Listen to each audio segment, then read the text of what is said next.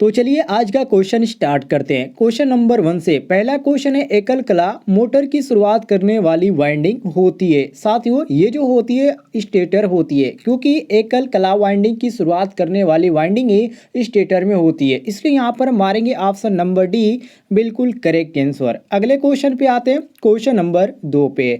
Question number 2 में पूछा जा रहा है, इनमें से कौन सी मोटर टेप रिकॉर्डर में प्रयोग की जाती है। साथियों, हिस्टैरिसीस मोटर जो होती है टेप रिकॉर्डर में प्रयोग की जाती है। थोड़ा सा मैं हिस्टैरिसीस मोटर के बारे में आपको जानकारी देता हूं। देखिए, ये जो मोटर होती है तुल्यकालिक मोटर के समान होती है। इसमें यांत्रिक और जो चुंबकीय कंपन होता है वो बिल्कुल नहीं होता है, अर्थात इसके जो प्रचालन होते हैं वो किसी भी प्रकार की ध्वनि पैदा नहीं होती है, और इसी कारण से इस मोटर का जो प्रयोग होता है टेप रिकॉर्डर में प्रयोग किया जाता है। तो इससे आपको कंफर्म हो गया होगा कि जो टेप रिकॉर्डर होता है उसमें ये मोटर प्रयोग क्यों किया जाता है। तो साथियों, यहाँ पर क्वेश्चन के अनुसार सही हो जाता है ऑप्शन नंबर ए, बिल्कुल करेक्ट आंसर।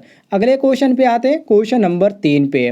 क्वेश्चन नंबर 3 में पूछा जा रहा है कि इनमें से कौन सी मोटर स्वतः प्रारंभ होती है। ऑप्शन आप स्वयं देख लीजिएगा, मैं हर एक ऑप्शन को यहाँ पर रिवीजन नहीं कराऊंगा। देखिए दोस्तों, सैटेड जो पोल मोटर होता है वो स्वतः प्रारंभ होती है, और वे मोटरें जिनमें एकल कला वाइंडिंग पाई जाती है वे स्वतः स्टार्ट नहीं होती है, ध्यान रखिएगा।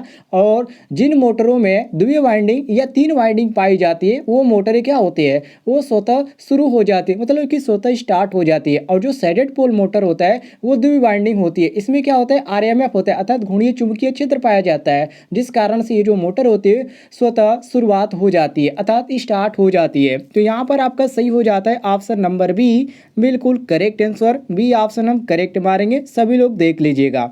अगले क्वेश्चन पे आते हैं, क्वेश्चन नंबर 4 पे। ये थोड़ा सा लंबा क्वेश्चन है, मैं इसको छोटा कर देता हूँ। ये देखिए, ये हो गया। अब इसमें क्वेश्चन को पढ़िए। इसमें कहा जा रहा है क्वेश्चन में कि कैपेसिटर शुरुआत, कैपेसिटर गति, अर्थात capacitor start, capacitor run motor सामान्यतः होती है, मतलब किस प्रकार की होती है। साथियों, कैपेसिटर शुरुआत, कैपेसिटर जो गति मोटर होती है वो द्विफेज मोटर होती है। अब ऐसा कहेंगे कि ऐसा क्यों होता है, क्यों, इसका रीजन बताइए। तो देखिए, इसका रीजन सबसे बड़ा है, क्योंकि इनमें 2 कैपेसिटर का प्रयोग किया जाता है, सबसे बड़ा रीजन होता है। जिससे क्या होता है, जिससे मोटर की जो द्विफेज होता है उसमें मोटर के रूप में प्रारंभ होता है, और जो सिंगल फेज मोटर होता है उसमें रिवॉल्विंग क्षेत्र नहीं होता है, जिस कारण से मोटर स्वतः क्या होती है, शुरुआत नहीं होती है। तो यहाँ पर क्वेश्चन के अनुसार सही हो जाता है ऑप्शन नंबर सी, बिल्कुल करेक्ट आंसर, नोट कर लीजिएगा। आगे बढ़ते हैं क्वेश्चन नंबर 5 पे। क्वेश्चन नंबर 5 में पूछा जा रहा है, मैं थोड़ा सा इसको बड़ा कर देता हूँ। इसमें पूछा जा रहा है कि सैडेड ध्रुव मोटर का उपयोग सामान्यतः होता है, मतलब कि कहाँ पर उपयोग किया जाता है, उच्च प्रारंभिक बलागुण में, या कम प्रारंभिक बलागुण में, या मध्यम प्रारंभिक बलागुण में, या बहुत उच्च प्रारंभिक बलागुण में। साथियों ध्यान रखिएगा, मोस्ट इंपॉर्टेंट क्वेश्चन है। देखिए, जो सैडेड ध्रुव मोटर होते हैं उनका जो व्यावहारिक जो रूप होता है उसमें बहुत ही कम अश्व शक्ति की जरूरत पड़ती है, मतलब कि 1 से 250 से या 1 से 6 एचपी तक इसमें जरूरत पड़ती जाती है, या इतने तक ही इसके बनाया भी जाता है। तो यहाँ पर आपका सही हो जाता है ऑप्शन नंबर बी, बिल्कुल करेक्ट आंसर, की कम प्रारंभिक बलागुण में। तो हम बी ऑप्शन करेक्ट आंसर मारेंगे, नोट कर लीजिएगा। आगे बढ़ते हैं अगले क्वेश्चन पे, क्वेश्चन नंबर 6 में। क्वेश्चन नंबर 6 में पूछा जा रहा है कि वह मोटर या वह कौन सी मोटर है जिस पर वाइंडिंग नहीं होती है। ये आपका मोस्ट इंपॉर्टेंट क्वेश्चन है। देखिए दोस्तों, हिस्टैरिसीस मोटर में वाइंडिंग नहीं होती है। अब मैंने हिस्टैरिसीस मोटर के बारे में आपको पहले भी जानकारी दे दिया है, दोबारा सुन लीजिए। ये जो मोटर होती है एक ऐसी मोटर होती है जो कि यांत्रिक और चुंबकीय कंपनों से रहित होती है। इसमें क्या होता है, इसमें कोई भी वाइंडिंग नहीं होती है, नोट कर लीजिएगा। सी ऑप्शन आपका करेक्ट आंसर हो जाएगा। मोस्ट इंपॉर्टेंट क्वेश्चन है, इसको आप कहीं नोट करना चाहते हैं तो नोट कर लीजिएगा। आगे बढ़ते हैं क्वेश्चन नंबर 7 पे। क्वेश्चन नंबर 7 में यहाँ पर पूछा जा रहा है कि विद्युत सेविंग मशीन में कौन सी मोटर प्रयोग की जाती है। साथियों, ये आपका मोस्ट इंपॉर्टेंट क्वेश्चन है। देखिए, विद्युत सेविंग जो मशीन होती है उसमें यूनिवर्सल मोटर प्रयोग किया जाता है। अब आप कहेंगे यूनिवर्सल मोटर तो काफ़ी तेज चलता है, इसके लिए यूनिवर्सल मोटर क्यों प्रयोग किया जाता है। तो देखिए, यूनिवर्सल मोटर वो मोटर होता है जिसमें प्रत्यावर्ती जो धारा होती है और जो दिष्ट धारा होती है दोनों सप्लाई पर ये कार्य करती है। और ये क्या होता है, ये इसे एक सिंगल फेज सप्लाई की आवश्यकता पड़ती है और काफ़ी आसान होता है, इसलिए यहाँ पर मारेंगे ऑप्शन नंबर ए, बिल्कुल करेक्ट आंसर, नोट कर लीजिएगा। आगे बढ़ते हैं अगले क्वेश्चन पे। क्वेश्चन नंबर 8 पे। क्वेश्चन नंबर 8 में साथियों पूछा जा रहा है कि इन्वर्सल मोटर की गति सामान्यतः किसके प्रयोग से कम की जाती है। साथियों इन्वर्सल मोटर की जो गति होती है वो गियर ट्रेन के प्रयोग से कम की जाती है। जो गियर ट्रेन होता है एक यांत्रिक व्यवस्था होती है जो कि गियर फ्रेम में लगा होता है। और दोस्तों जो गियर होता है उसमें दंत भी होते हैं, मतलब कि दांते होते हैं, कटे साइज के दांते होते हैं। और यूनिवर्सल मोटर की स्पीड जो होती है उसके द्वारा हम आसानी से कंट्रोल कर लेते हैं ये गियर के प्रयोग के द्वारा, अर्थात गियर ट्रेन के प्रयोग के द्वारा। तो यहाँ पर हमारा ए ऑप्शन करेक्ट आंसर हो जाता है। मिला लीजिएगा सभी लोग। आगे बढ़ते हैं क्वेश्चन नंबर 9 पे। क्वेश्चन नंबर 9 में पूछा जा रहा है, थोड़ा सा लंबा क्वेश्चन है। देखिए इसमें पूछा जा रहा है कि जनित्र द्वारा जनित विद्युत वाहक बल की आवृत्ति इसके खाली स्थान यहाँ पर दिया गया, इसमें क्या भरा जाएगा, निर्भर करती है। ये किस चीज़ पे निर्भर करती है, गति पे या ध्रुव की संख्या पर या ये व बी दोनों या उपयुक्त में से कोई नहीं। साथियों जो आपका होता है यहाँ पर जो दिया गया है ये आपका सही हो जाता है गति और ध्रुवों की संख्या पर। क्यों? क्योंकि जो आपका सूत्र होता है n बराबर 120 F/P जो होता है, इसमें क्या होता है, इसमें जनित्र द्वारा जो पैदा की गई विद्युत वाहक जो बल होता है, जो आपका बल होता है और जो आवृत्ति फ्रीक्वेंसी होती है, ठीक है, और जो जनित्र की जो गति होती है n जो होती है और जो पोलों की संख्या होती है, ये क्या करता है, ये दोनों पर निर्भर करता है। तो इसीलिए हम मारेंगे ऑप्शन नंबर सी, बिल्कुल करेक्ट आंसर की गति और ध्रुवों की संख्या पर। नोट कर लीजिएगा यदि आपको कन्फ्यूजन होगा तो। आगे बढ़ते हैं क्वेश्चन नंबर 10 पे। क्वेश्चन नंबर 10 में पूछा जा रहा है साथियों कि निम्न में किस मोटर के रोटर में कोई कुंडलन नहीं होती है। मोस्ट इंपॉर्टेंट क्वेश्चन है। देखिए दोस्तों हिस्टैरिसीस मोटर एक ऐसा मोटर है जिसमें रोटर में कोई भी कुंडलन नहीं होती है, अर्थात हम कह सकते हैं कि इनमें किसी भी प्रकार का कोई भी स्लॉट और जो तीत होता है वो भी नहीं होता है। ये आपका मोस्ट इंपॉर्टेंट क्वेश्चन है। आप कहीं लिख रहे हैं, सब कार्य कर रहे हैं तो इसको लिख लीजिएगा। ऐसे क्वेश्चन आपको टेक्निकल एग्जामों में भी देखने को मिलते हैं। तो यहाँ पर आपका सही हो जाता है कौन सा ऑप्शन, ऑप्शन नंबर साथियों यहाँ पर सही होगा सी, हिस्टैरिसीस मोटर। नोट कर लीजिएगा। आगे बढ़ते हैं क्वेश्चन नंबर 11 पे।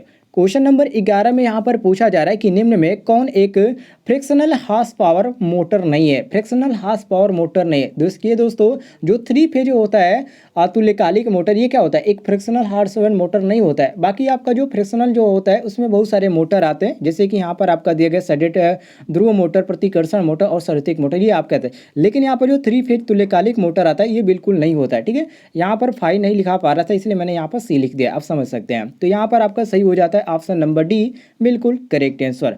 आइए अगले क्वेश्चन पे आते हैं। क्वेश्चन नंबर 12 पे।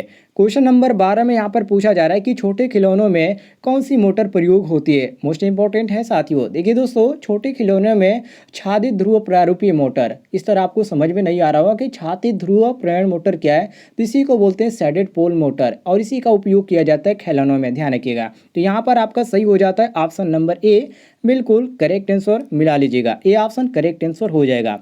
आगे बढ़ते हैं क्वेश्चन नंबर 13 पे। क्वेश्चन नंबर 13 में यहाँ पर पूछा जा रहा है, थोड़ा सा लंबा क्वेश्चन है, मैं इसको छोटा कर देता हूँ। देखिए इसमें पूछा जा रहा है कि निम्नलिखित में से किसकी गति 3000, ध्यान रखिएगा 3000 आरपीएम या इससे अधिक होती है। तो ये कौन सी मोटर होगी जिसका इतना गति लगभग होगा इतना। तो साथियों देखिए इसमें जो आपका आएगा सर्वत्रिक मोटर आएगा। देखिए सर्वत्रिक मोटर मतलब यूनिवर्सल मोटर, और ये जो आपका यूनिवर्सल मोटर है इसको हम एक और नाम से जानते हैं सार्वभौमिक मोटर, ठीक है। इसमें ध्यान रखिएगा, इसमें क्या होता है, जो यूनिवर्सल मोटर होता है या सार्वभौमिक मोटर होता है, इसमें गति सामान्य से 3000 आरपीएम या अधिक की गति होती है। क्योंकि ये जो मोटर होता है क्या होता है, एक सीरीज होता है, मतलब कि सीरीज मोटर होती है। और जब इस मोटर पर भार अर्थात लोड बहुत ही कम होता है तो इसकी जो गति होती है बहुत ही हाई हो जाती है। इसलिए यहाँ पर मारेंगे क्वेश्चन नंबर 13 का ऑप्शन नंबर ए, बिल्कुल करेक्ट आंसर। आगे बढ़ते हैं क्वेश्चन नंबर 14 पे। क्वेश्चन नंबर 14 में यहाँ पर पूछा जा रहा है कि एकल फेज एसी श्रेणी मोटर की गति नियंत्रण खाली स्थान किसके द्वारा संभव है। वोल्टता परिवर्तन के द्वारा या ब्रश के स्थानांतरण के द्वारा या ध्रुव परिवर्तन के द्वारा या आवृत्ति परिवर्तन। साथियों यहाँ पर आपका सही हो जाता है ए ऑप्शन, वोल्टता परिवर्तन। क्यों हमने ए ऑप्शन मारा, तो इसका सबसे बड़ा रीजन है। क्या रीजन है साथियों, देखिए जो सिंगल फेज एसी श्रेणी मोटर होता है उसकी जो गति होती है निरंतर वोल्टता जो परिवर्तन होता है उसके द्वारा संभव होता है। अब ऐसा कहेंगे क्यों, ऐसा क्यों होता है, तो देखिए इसका सबसे बड़ा रीजन ये है कि आवृत्ति परिवर्तन और जो ध्रुव परिवर्तन होता है वो काफी महंगा पड़ता है। इसलिए एसी श्रेणी मोटर का गति नियंत्रण वोल्टता परिवर्तन द्वारा किया जाता है। तो यहाँ पर आपका सही हो जाएगा ऑप्शन नंबर ए, बिल्कुल करेक्ट आंसर। ए ऑप्शन हम सही मारेंगे, सभी लोग मिला लीजिएगा। आइए क्वेश्चन नंबर 15 को देखते हैं। मैं थोड़ा सा बड़ा कर देता हूँ, क्वेश्चन फ्रेश दिखेगा। यहाँ पर क्वेश्चन में पूछा जा रहा है कि निम्नलिखित में से किस मोटर का प्रयोग वैक्यूम क्लीनर में होता है। वो कौन सी मोटर है जिसका प्रयोग वैक्यूम क्लीनर में होता है। साथियों वैक्यूम क्लीनर में जो प्रयोग किया जाता है वो आपका कौन सा मोटर होता है? प्रतिकर्षण मोटर होता है। कौन सा मोटर होता है? प्रतिकर्षण मोटर। इंग्लिश में बोले तो इसको हम बोलते हैं रिपल्सन मोटर।